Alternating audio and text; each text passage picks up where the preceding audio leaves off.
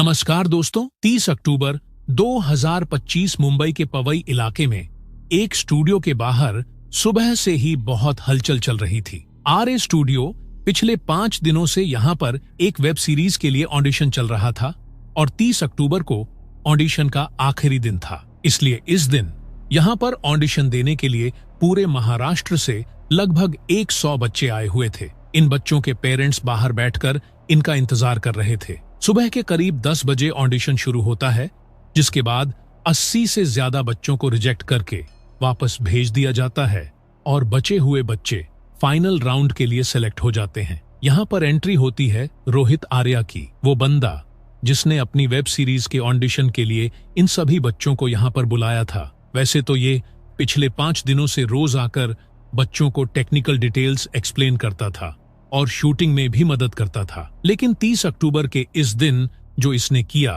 वो देखकर पूरा देश दंग रह गया। दोपहर के करीब 1 बजे अचानक से यह स्टूडियो के दरवाजे पर जाकर ताला लगा देता है अंदर से और सभी बच्चों को कहता है, मैंने तुम सबको होस्टेज बना लिया है। ये बात सुनकर बच्चों में हल्ला मच जाता है, लेकिन ये उन्हें डरा धमका कर चुप कराता है। इस वक्त स्टूडियो में कुल 19 लोग थे, जिनमें से 17 बच्चे थे और एक सीनियर सिटीजन भी थे। रोहित आर्य ने इन सभी 19 लोगों को होस्टेज बना लिया था। बच्चों को यहाँ 2 ग्रुप्स में बांट दिया जाता है। कुछ बच्चों को एक रूम के अंदर बंद कर दिया जाता है और बाकी बच्चों को रोहित अपने साथ रखता है। इसके बाद यह जमीन पर कुछ केमिकल स्प्रे करता है। इसके पास एक इन्फ्लेमेबल केमिकल और गैस लाइटर भी था, ताकि जरूरत पड़ने पर इसके खुद के शब्दों में स्टूडियो को आग लगाई जा सके। लेकिन इसके अलावा रोहित ने स्टूडियो की दीवार और सीढ़ियों पर मोशन सेंसर्स भी लगा दिए थे, ताकि अगर पुलिस अंदर दाखिल होने की कोशिश करे तो उसे पता चल जाए।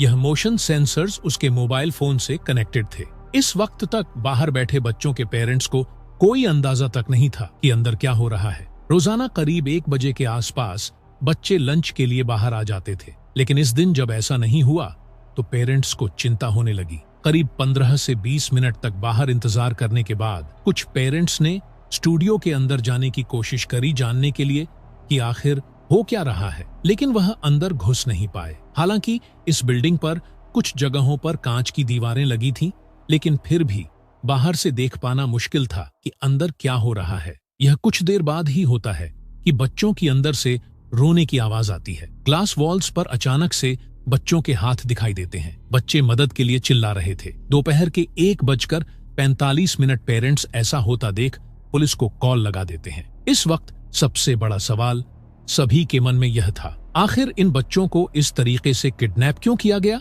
आखिर ये रोहित आर्य चाहता क्या है? इसी बीच रोहित आर्य अपने फोन का इस्तेमाल करके एक वीडियो बनाता है और सोशल मीडिया पर शेयर करता है। ये वीडियो पूरे सोशल मीडिया पर वायरल चला जाता है। मैं रोहित आर्य सुसाइड करने की जगह मैंने एक प्लान बनाया है और कुछ बच्चों को इधर फर्स्ट रखा है। ये सीधे शब्दों में कहता है कि मैं कोई आतंकवादी नहीं हूँ, मेरी कोई पैसों की भी डिमांड नहीं है। मेरी डिमांड्स तो बहुत ही सिंपल है, मोरल है और एथिकल है। रोहित कहता है कि उसे कुछ लोगों से बात करनी है, उनसे कुछ सवाल पूछने हैं जिनके जवाब उसे चाहिए, और इन जवाबों के लिए उसने आत्महत्या करने की जगह बच्चों को हॉस्टेज बना लिया। इस 2 मिनट लंबे वीडियो में रोहित काफी कुछ कहता है, लेकिन अपनी डिमांड क्लियरली नहीं बताता। Slightest wrong move from your end will trigger me, कि मैं ये पूरा जगह को आग लगा दूं और उसमें मर जाऊं। लेकिन एक और इंटरेस्टिंग चीज जो यहाँ पर कहता है वो यह कि यह अकेला नहीं है। जो परेशानियां इसे हो रही हैं वो कई सारे और लोगों को भी हो रही है। ये कहता है कि आज ये बात करके सिर्फ एक सोल्यूशन देना चाहता है और कुछ नहीं। इसी बीच पुलिस की टीम मौके पर पहुंच चुकी थी। टीम को लीड कर रहे थे सीनियर इंस्पेक्टर जितेंद्र सोनावन। सोनावन ने देखा कि रोहित आर्य ने इस 9 मंजिला इमारत के फर्स्ट फ्लोर पर बच्चों को हॉस्टेज बनाया हुआ था। बाहर ग्लास वॉल्स से बच्चे थोड़े बहुत दिखाई दे रहे थे और यहीं से ही एग्जैक्टली उन्होंने रोहित से बात करने की कोशिश भी करी। वो चिल्लाकर रोहित से पूछते हैं, आखिर तुम्हें चाहिए क्या? जवाब में रोहित उनका फोन नंबर मांगता है, जिसके बाद फोन नंबर लिखा जाता है और कॉल होती है।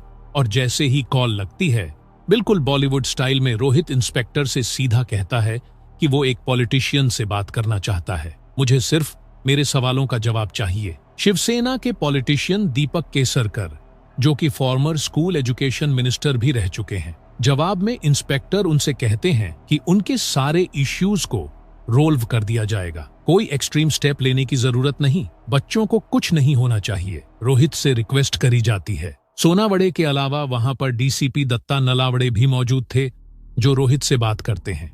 रोहित से कहा जाता है कि उसकी सारी मांगे पूरी कर दी जाएंगी, बस पहले वो बच्चों को छोड़ दे। ऑफिसर नेगोशिएशन चालू होता। सही हुआ। शुरू में तो रोहित को नैपरेट करता है, लेकिन बाद में वह कहने लगता है कि उसे पुलिस पर भरोसा नहीं है। कुछ न्यूज रिपोर्ट्स के मुताबिक हॉस्टेज सिचुएशन के दौरान पुलिस ने फॉर्मर एजुकेशन मिनिस्टर केसरकर को कॉल भी किया था, लेकिन उन्होंने कॉल उठाया नहीं। पुलिस ऑफिसर्स बाद में लिए गए इंटरव्यू में कहते हैं कि उन्होंने रोहित से लगभग 2 घंटे तक बातचीत की और सिचुएशन को पीसफुली डिफ्यूज करने की कोशिश की, लेकिन रोहित बार बार गोली चलाने और आग लगाने की धमकी देता रहा। 2 घंटे की कोशिश के बाद रोहित को अग्रेसिव होता हुआ देख पुलिस होस्टेजेस को फोर्सफुली रेस्क्यू करने के लिए एक टीम अंदर भेजने का फैसला करती है। अब ये बिल्डिंग जिसके अंदर यह स्टूडियो मौजूद था, इसका नाम था महावीर क्लासिक बिल्डिंग। 9 मंजिला की इमारत थी और इसके सामने से एंट्री लेना बहुत रिस्की था, इसलिए पुलिस फैसला करती है कि इस बिल्डिंग के पीछे से घुसने की कोशिश की जाएगी। मुंबई फायर ब्रिगेड के 2 लोगों ने पीछे की बाथरूम की खिड़की के नीचे एक सीढ़ी लगाई और सीढ़ी पर चढ़कर एक ग्रिल को काटने लग गए। इस समय रोहित का ध्यान भटकाने के लिए इंस्पेक्टर उन्हें अपनी बातों में उलझाने लगे। बाथरूम की खिड़की की ग्रिल जैसे ही टूटी, तुरंत एक क्विक रिस्पांस टीम के कमांडोज को स्टूडियो में भेज दिया जाता है। QRT मुंबई पुलिस की एक एडवांस यूनिट है, जिसको 2008 के 26 नवंबर मुंबई आतंकवादी हमले के बाद तैयार किया गया था कि किसी भी इंसिडेंट के बाद यह सिर्फ 5 से 10 मिनट में मौके पर पहुंच जाए। इसमें हाईली ट्रेंड कमांडोज होते हैं, जिनके पास AK-47 जैसे स्टेट ऑफ द आर्ट हथियार है। जो टीम RS स्टूडियो के अंदर घुसती है, उसे लीड कर रहे थे असिस्टेंट पुलिस इंस्पेक्टर अमोल वाघमरन। अब आगे यहाँ पर क्या होता है, इसका इकलौता सोर्स ऑफ इंफॉर्मेशन हमारे पास है। पुलिस और पुलिस के मुताबिक जैसे ही वह अंदर दाखिल होते हैं, रोहित अपनी एयर गन निकालकर तेजी से उनकी तरफ आगे बढ़ता है और फायर करने लग जाता है। इसी मोमेंट पर अमोल वाघमरे एक स्प्लिट सेकंड डिसीजन लेते हैं और गोली चला देते हैं। ये गोली सीधा जाकर रोहित की चेस्ट में लगती है और गोली लगने के बाद उसे हॉस्पिटल ले जाया जाता है, लेकिन यह इंजरी बहुत गहरी थी, इसीलिए वहां पहुंचकर रोहित की मृत्यु हो जाती है। यह पूरा ऑपरेशन करीब 35 मिनट तक चला और आखिरकार 3 घंटे बाद सभी बच्चों और हॉस्टेजेस को सेफली रेस्क्यू कर लिया जाता है। लेकिन एक सवाल लोगों के मन में अभी भी था, आखिर ये रोहित आर्य कौन था और इसने ऐसा कदम क्यों उठाया? असलियत में दोस्तों, रोहित काफी पढ़ा लिखा इंसान था। पुणे की सिम्बायसिस इंटरनेशनल यूनिवर्सिटी और मुंबई के इंडियन स्कूल ऑफ बिजनेस जैसे प्रेस्टिजियस इंस्टीट्यूशन से इसने अपनी पढ़ाई करी थी। इसकी अप्सरा मीडिया नाम की एक मीडिया कंपनी थी, जो सामाजिक मुद्दों पर वीडियोस बनाती थी और ज्यादातर बच्चों के साथ काम करती थी। 3 साल पहले स्वच्छ भारत अभियान के तहत रोहित ने स्वच्छता मॉनिटर इनिशिएटिव शुरू किया था, जिसे 2 अक्टूबर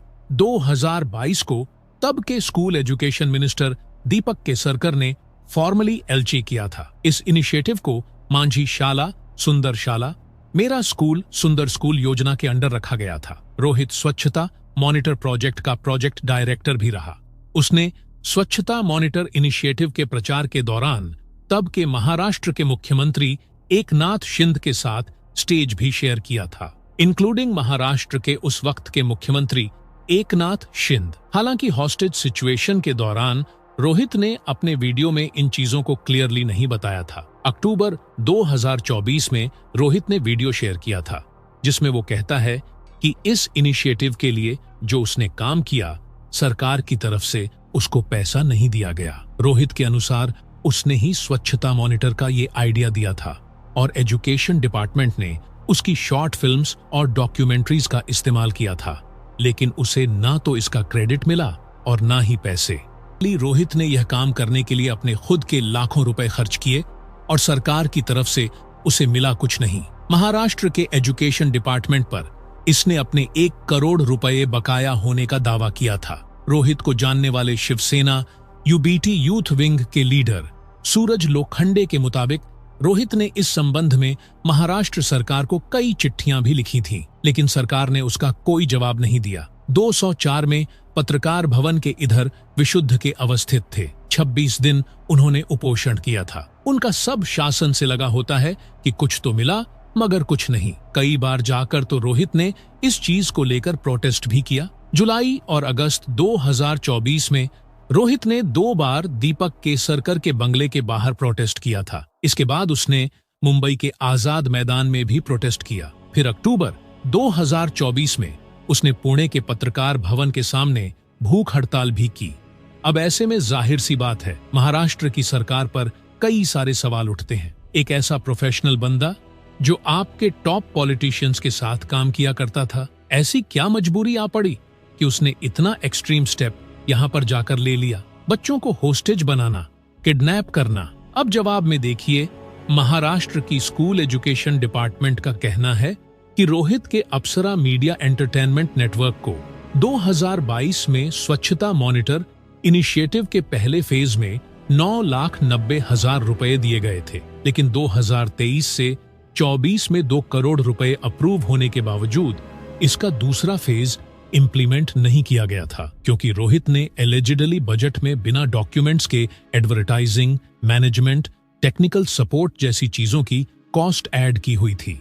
इसके बाद अगले साल 204 से 25 में रोहित ने महाराष्ट्र के सभी स्कूल्स में स्वच्छता मॉनिटर कैंपेन री इम्प्लीमेंट करने के लिए एक और प्रपोजल रखा था, जिसका बजट 2.41 करोड़ था। जब सरकार इस प्रपोजल पर विचार कर रही थी, तभी उसे पता चला कि रोहित की अप्सरा मीडिया कंपनी कैंपेन में शामिल होने के लिए स्कूल से रजिस्ट्रेशन फीस ले रही है, जबकि उसे ऐसा करने की अनुमति नहीं दी गई थी। सरकार का यह कहना है। अगस्त 2024 में सरकार ने आदेश दिया था कि अप्सरा मीडिया स्कूल से कलेक्ट किया गया पैसा सरकार के अकाउंट में जमा करे। इसके साथ ही एक लेटर सबमिट करे कि वह आगे स्वच्छता मॉनिटर इनिशिएटिव के लिए स्कूल से कोई फीस नहीं लेगा। इन 2 शर्तों को पूरा करने के बाद कंपनी से अपना प्रपोजल सबमिट करने को कहा गया, लेकिन रोहित और उसकी कंपनी ने यह सब नहीं किया, जिसके बाद बात वहीं खत्म हो गई। Farmer school education minister Deepak Kesarkar ने भी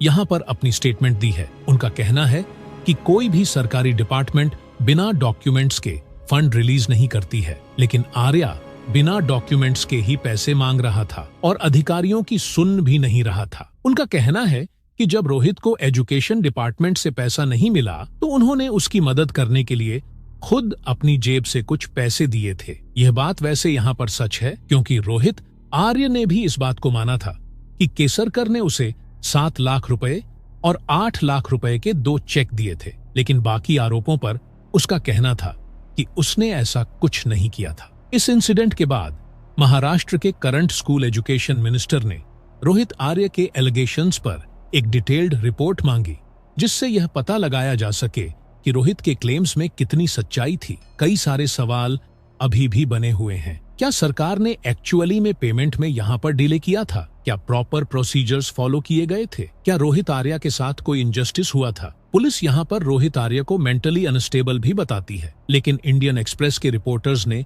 जब उसके पड़ोसियों से और उसकी वाइफ से जाकर बात करी, तो उनका कहना है कि यह एक्चुअली में एक बहुत ही काम और कंपोज्ड आदमी था, बिल्कुल ही नॉर्मल लोगों की तरह बातचीत करता था। आपको क्या लगता है दोस्त? क्या है सच्चाई यहाँ पर? नीचे कमेंट्स में लिखकर बताइए।